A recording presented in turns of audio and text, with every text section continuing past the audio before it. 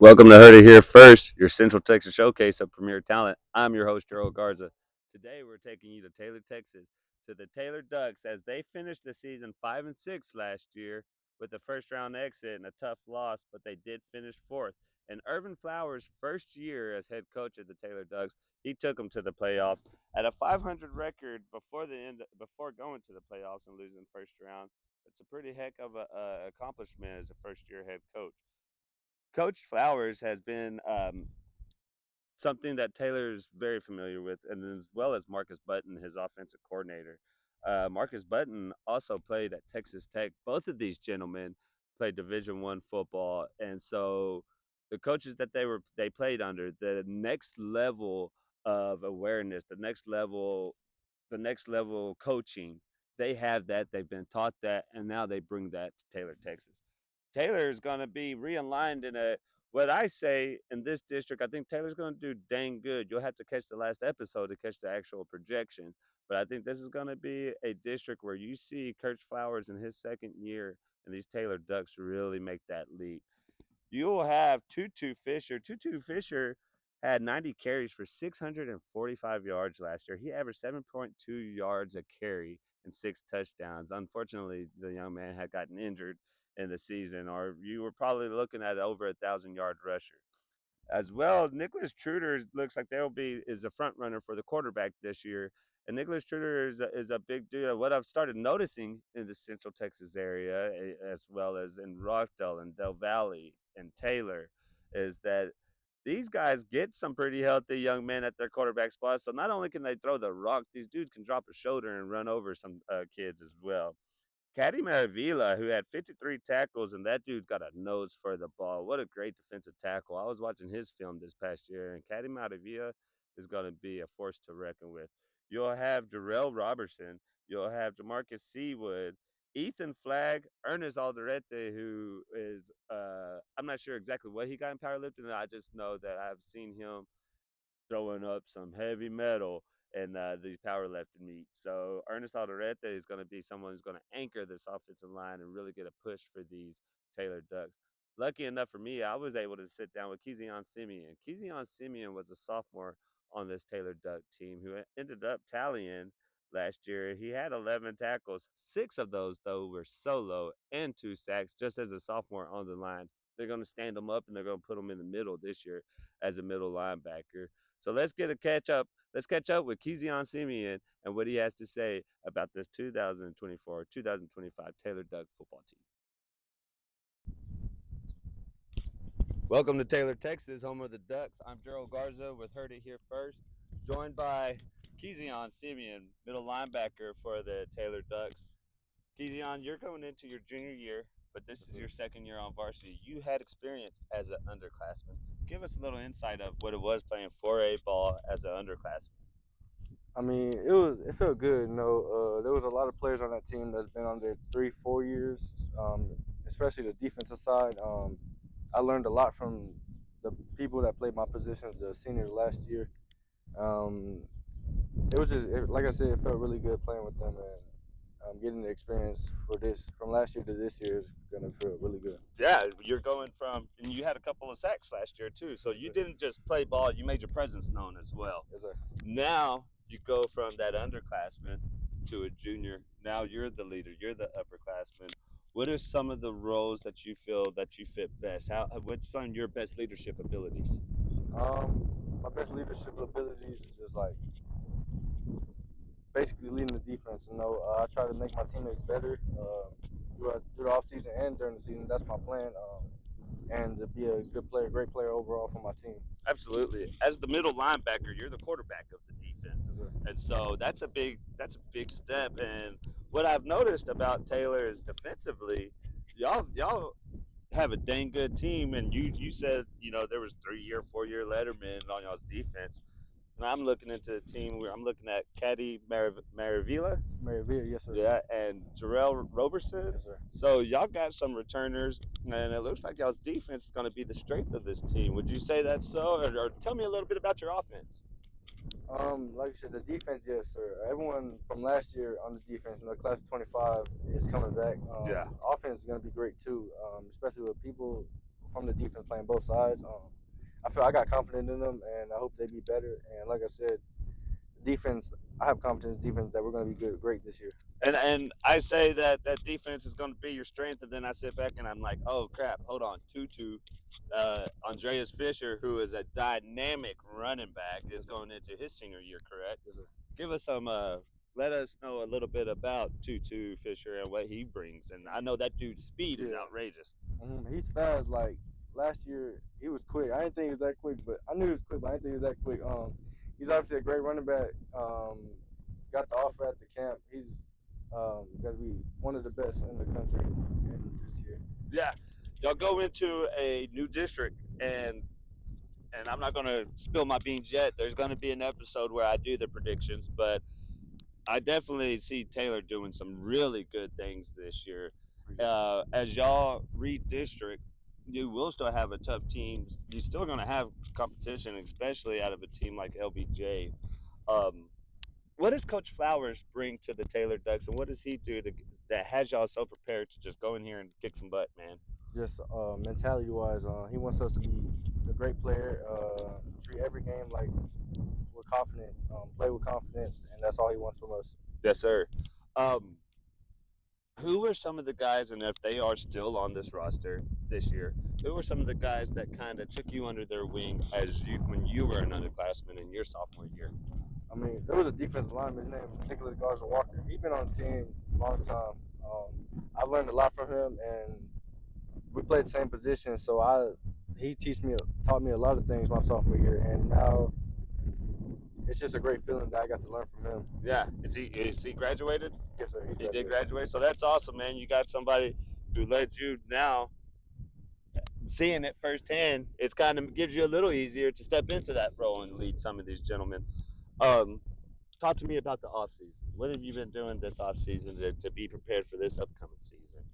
Off season, it's been great. I mean, I've been hurt half the off season. I can't lie to you. But like the rehab and all that, getting my knee better, it's just been great. I feel 100% now, and I'm ready for August 30th. Heck yeah, man! Even in the off season, you say you're not doing much, but if you have an injury like that, resting is a lot. That's something that is necessary, and I don't know. Young me, whenever I was young, I'm not listening to nobody. I'm getting out there and I'm like, whatever. I'm gonna go get my hands dirty and probably myself stay injured. So that's a smart move on your behalf, and that shows the accountability that you're holding yourself at because you got a whole team looking forward to you, and so you had to take it easy, rehab, and I mean that's the smartest thing I've heard. You know what I mean? That's a great step, and you couldn't ask for a better leader to not want to go out there because it's hard. You're seeing your guys playing 7-on-7 and things like that. You want to get out there. You want to play. Also, having that step back, being able to evaluate and watch from a sideline here and there, that gives you a whole different interpretation of the game as well, which you set back as a sophomore and sometimes and got to see that view. How did that view, being able to sit back, watch a couple of those things, what has that taught you? What has that given you? I mean, has it shown you a lot about your patience? What is it?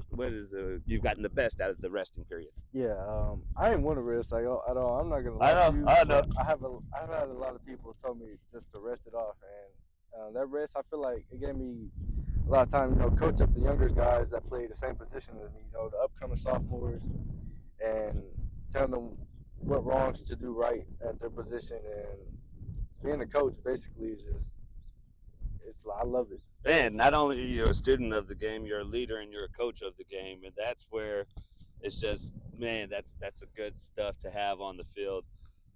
Tell me about your strengths. Tell me about what you bring personally to this Taylor Doug defense.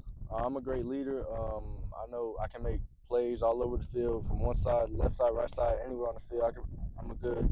My eyes on the ball is incredible. So that's my strengths all on the defense, and that's what coaches expect them this year. Man, that's awesome. All right, you're in the locker room. It's Friday night. You're about to take the field, but you got that few minutes alone to yourself to zone in and lock in. What you got on in your headphones right before you step on the field? I really listen to anything, to be honest with you, but I listen to a lot of Dirk, and just trap. It gets me like turned up, especially they play loud music in the locker room all the time. So like I'm really not on my headphones Yeah. that much, and the team's really hyped up, so I'm really with them. Nice. Well, guys, you heard it here first from Simien himself, the junior middle linebacker here for the Taylor Ducks, who says he's going to listen to Dirt and turn up right before the game. So, man, I sure appreciate it, dude. Thank you so much. Thank you for having me on here. Absolutely. Taylor, we look forward to covering y'all this year, and really, really excited to have a young man like yourself. Now I get to grow with my side of this with you, and this is something I plan on doing next year with you as well, man. Thank you. I appreciate it. I love being on here. Anytime. Taylor, Texas, this is Gerald Garza signing off. We heard it here first. Thank you, and y'all have a blessed evening. Welcome back to Heard It Here First. I'm Gerald Garza. And it was such a good time catching up with Kezion, man. And honestly, that was my first time really meeting him. And what a great young man. What a great young gentleman. Very modest, very humble. You can tell that his logic for the game, he has it here. And that's going to take him a long ways. And then you put the talent that that young man has behind the brains, and you're going to be seeing yourself. I'm not trying to jinx anybody, but I have a good feeling he'll be an all district selection as a junior. But the talent doesn't stop there. As I was telling you about, Tutu Fisher as a sophomore, he had 166 carries for 1,036 yards. He had 9 touchdowns. Then he had 4 grabs for 2 more touchdowns as out the backfield. So Tutu Fisher is going to be another one that you have to keep your eyes on. That is going to be a young man that's going to be playing at the next level. Coming up next, we sat down with Quincy Griffin. Coach Quincy is a mentor to me. He's somebody who's kind of brought me along the way as I've been a native of Taylor for almost 4 years now and coached with him in the youth division. Coach Quincy is a diehard Taylor Duck fan, and what he brings not only to the kids at the youth level, but what he'll do for he's in cahoots with the coaches. He'll run some 7-on-7s for these high school athletes. He's very very familiar with these kids, coaches, and community. And Coach Quincy is somebody who is just one heck of a man. So without further ado, here's Quincy Griffin giving you an idea of what to expect out of these Taylor Ducks. So tell us about Taylor Pride and that work ethic y'all have instilled here. Shout out to Marcus Bunn. He would kill me if I didn't mention him in there. Yes. I mean, but he's one of the greats that came through there, started at Texas Tech as well. I mean, Taylor football is like no other. I mean, in my opinion. I mean, I bleed green. I mean, we've been playing football in Taylor for about 100 years. Yeah. And so like to experience it a Friday night here in Taylor with the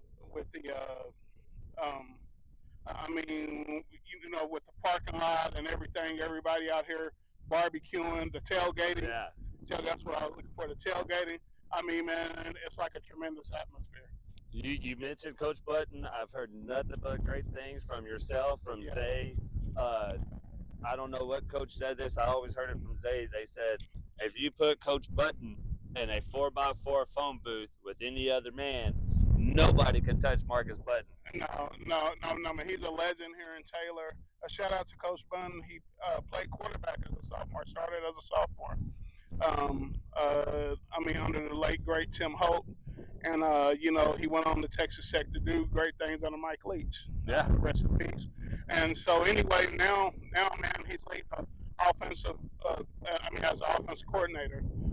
Under head coach Urban Flowers. Talk to us about Coach Flowers. I've been able to meet him and talk to him a few times. Tremendous man. And you could tell that he's a man on a mission. Give us some insight on Coach Flowers. I mean, Coach Flowers is a stand-up guy. I've known him for the years he's been here. I got to know him better here in the past few years. I mean, but just really a stand-up, solid guy.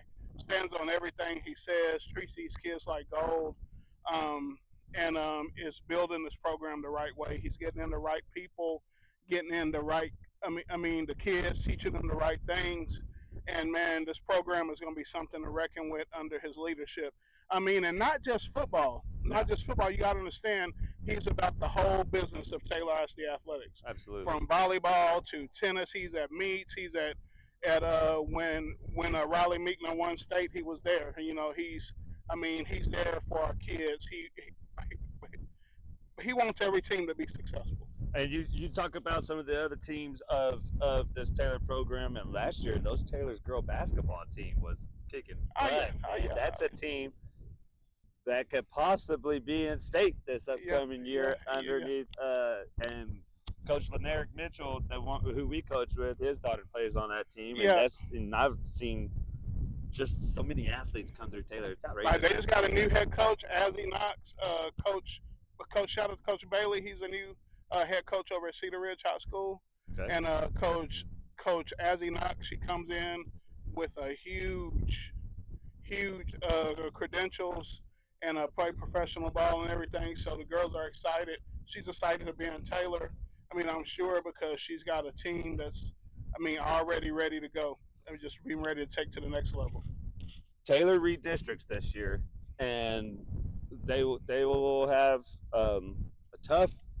I would say they got a favorable schedule, but not really because we're talking about Austin teams with Reagan, which is now Northeast. You have Austin Travis, but the tough one's going to be LBJ, Yes. the LBJ Jaguars, who have built a program for a while under Coach Joseph Rawls. And how do you see Taylor coming into this district? How do you see them answering the call?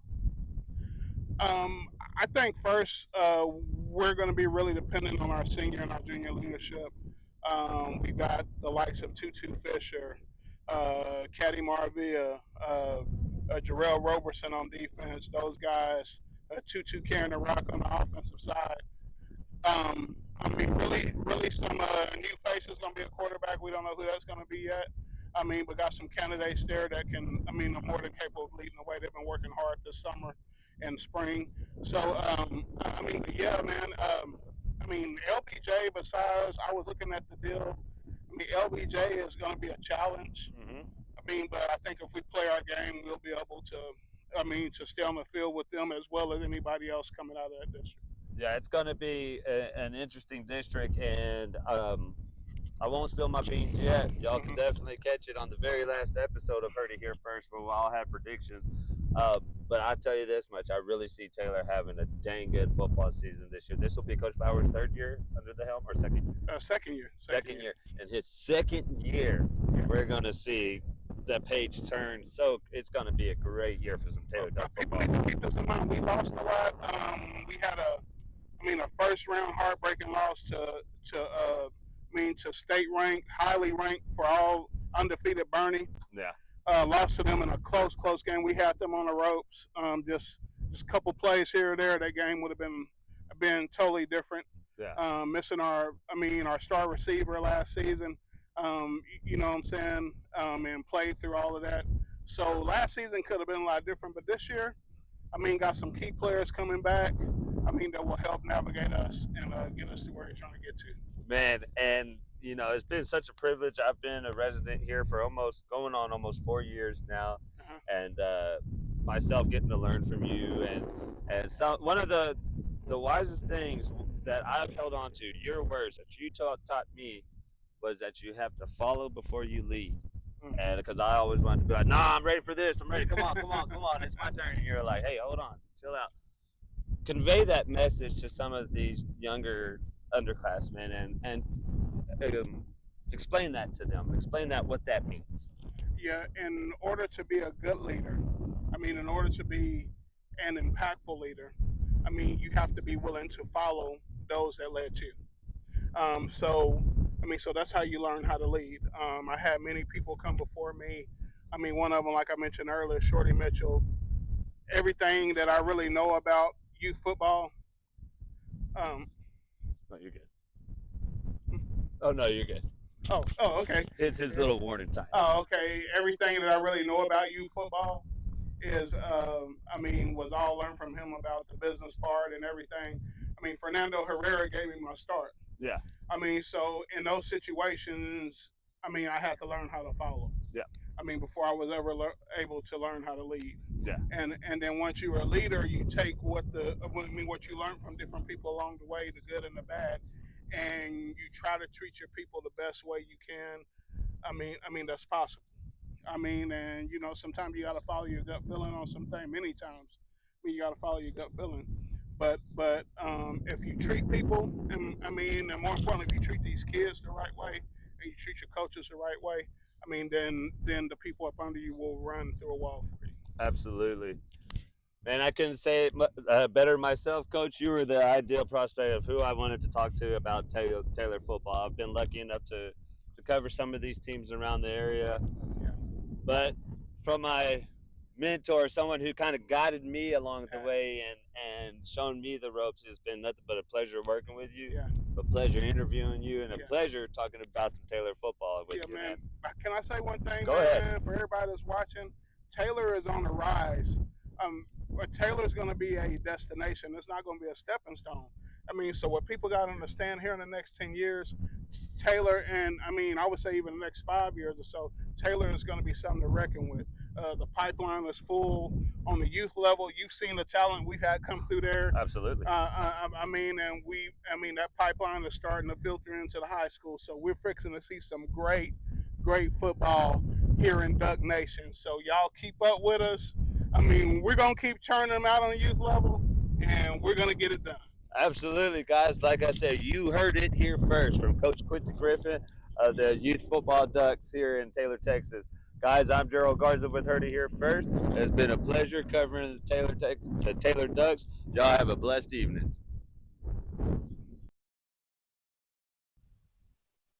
Welcome back, Central Texas football fans and Taylor Duck fans, as this is going to do it for us here on Heard It Here First, covering your 2024-2025 Taylor Ducks. Before we head out, we'll talk about Coach Irvin Flowers a little bit.